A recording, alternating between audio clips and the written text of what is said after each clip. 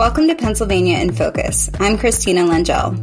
It's a new year, and with it comes a time-honored tradition in Pennsylvania, the unveiling of the governor's spending proposal. On Tuesday, Governor Josh Shapiro proffered the biggest one yet, $51.4 billion. The critics say spends $3 billion more than the state can afford. Joining me today is the Center Square's Pennsylvania editor, Kristen Smith. Kristen, what are the biggest ticket items outlined in the budget? This is a really meaty proposal to start with, and the figures that I think most people are drawn to is his request for education spending. He's talking about $525 million just to fill an education adequacy gap that is to benefit school districts that are really struggling to educate students fairly and equitably based on the tax structure that their district is operating within. Then there's spending related to propping up our public transit system. $290 million is what Shapiro would like to see spent there. We have almost $2 billion in human services spending that we need to come up with. A lot of that is federally mandated, so we can't really cut there too much. Then there's hundreds of millions that he wants to invest into economic development programs. He has a lot of ideas to continue to speed up our permitting process and to make this state more attractive to businesses, which ultimately plays into the larger problem of solving our demographic crisis that we have, of focus here on what he calls Pennsylvania's rise. He refers a lot to when he came into office and he promised to govern from the middle and really bring the divided government together to get things done that we haven't been able to get agreement on for years with divided government or even with firm control in all three branches. With higher spending, we need higher revenue. Where might that come from?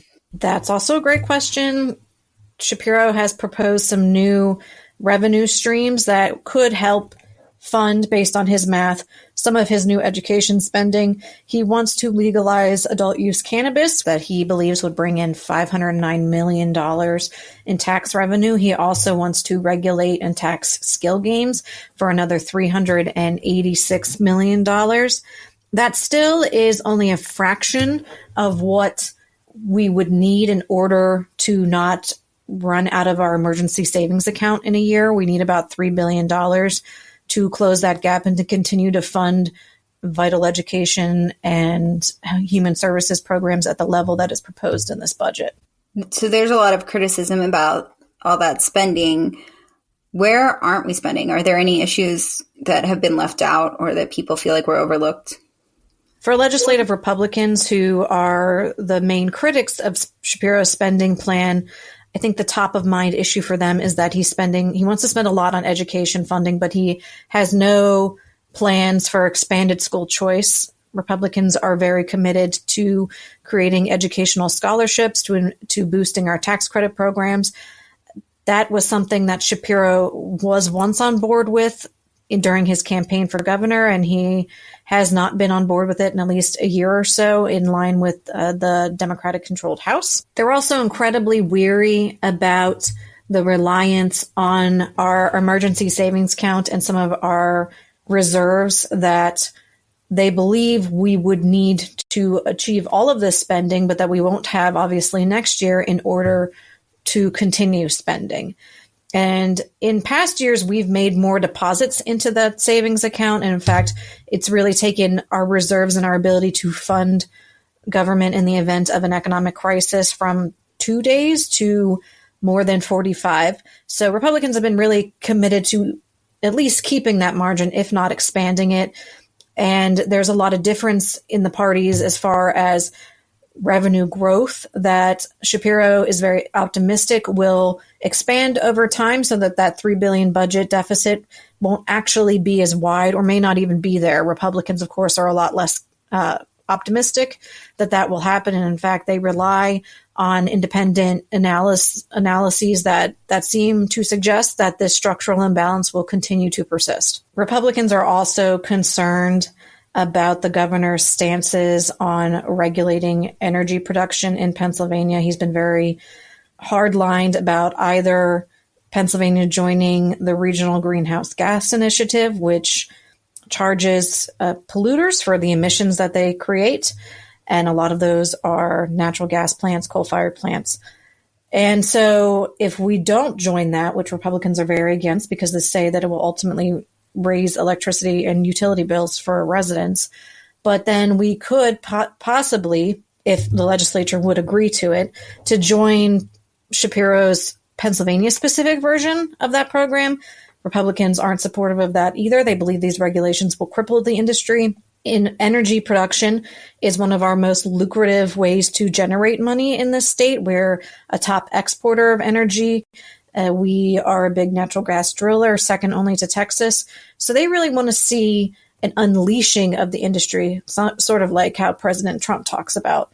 And they want less regulations, not more. They want to make it easier for energy to grow and expand, and for them to be able to operate in a way that keeps prices lower and not constantly rising as the economy fluctuates as far as the availability of energy resources in the state. The last two budgets have gone through protracted negotiations. Do you think this one has promised to reach a quicker consensus?